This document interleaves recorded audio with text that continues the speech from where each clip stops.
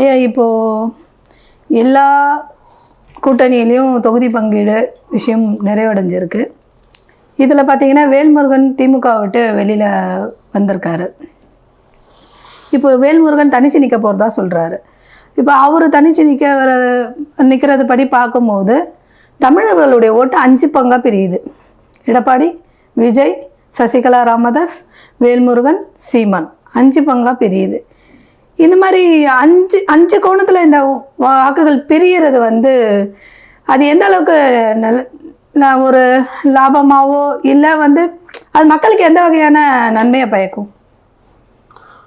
சிக்கல் தான்மா. காரணம் எல்லாருமே தமிழ் மொழி பேசும் வேட்பாளர்களாக இருந்தால் மக்கள் குழம்பி தான் போவாங்க. அந்த நேரம்தான் சின்னம் கை கொடுக்கும்.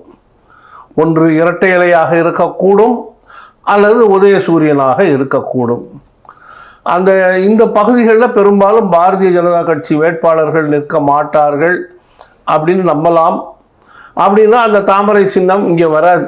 அவங்க அதனால் நம்ம அச்சப்பட தேவையில்லை. அங்கே கண்டிப்பாக வெற்றி பெறக்கூடியவர் ஒன்று இரட்டை இலை சின்னமாகவும் அல்லது உதயசூரியன் சின்னமாகவும் தான் இருப்பார்.